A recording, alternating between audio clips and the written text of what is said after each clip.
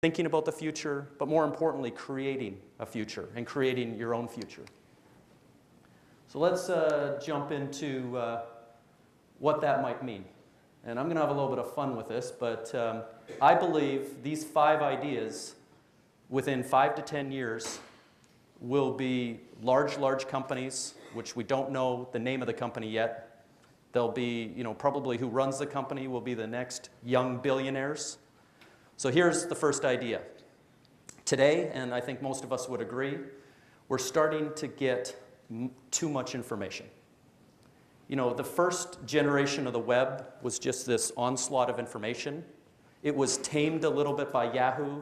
Then later, Google made itself, one of the largest companies in the world by valuation, by taming the internet. Version 2 of the internet became more social. So it was interesting to get another filter. Instead of going to Google, now you could get it filtered by your network. So whatever your friends or neighbors or family read, would be then presented to you. So you got this, secondary filter. What happens, though, is now we're starting to get this onslaught of communication. So for those of you, sitting there trying to either do your homework or trying to work, you get a Facebook chat comes up, and then you'll get maybe an MSN, you'll get a text message on your phone. I mean, there's probably 20 or 30 ways, if you think through them, that people can communicate with you. And it's difficult sometimes because sometimes you're on your phone, sometimes you're on your computer, sometimes you're doing different things. In the future, with the new iPad and all these new devices, it's going to be very different in terms of how you communicate with people. And it may be that you want to take a phone call. It may be that you're in your car and you want to, that phone call converted to text or vice versa. If somebody instant messages you through Facebook, you'd want it converted into audio and played in your car. You want to talk back to your car, have that converted. So think of different endpoints, and I'll talk about this later. But one of the things the hub is going to do is be smart about you and where you are. If you're on your boat fishing, it'll know that you're on your boat fishing, and it'll send that text message to your fish finder.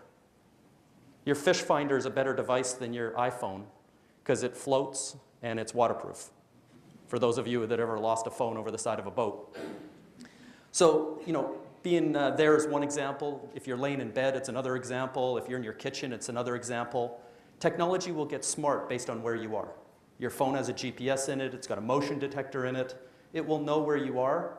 But secondly, who invents the hub will know how best to communicate with you on your terms. So no more texting while driving, no more calling while driving. Your car's going to take care of that. It's going to be heads-up display if you're stopped at a red light, because it knows that. And then it'll be audio through your car radio if you're driving. It'll be safer, but it'll be better for you to communicate that way as well. So take all of these 20, 30, 100 ways that people can get to you, by voice, by text, by whatever method, and convert it in the middle into the way you want to receive information. The last piece about the hub is that it becomes your control. One of the arguments is you're not under control today. People can get to you these 20 different ways. There's no way you can control it. The most important piece of the hub is the fact that you're going to control how people communicate with you. So you're going to set up your networks in a different way. Your family, you might give 24/7 access. So if your mom wants to call at 3 in the morning, it will know you're sleeping. It'll go to your, well, most of you probably aren't sleeping at 3. But it'll go to your clock radio. It'll wake you up gently, and it'll come through your clock radio because it knows that. Your friends, you might give till 2 or 3 in the morning.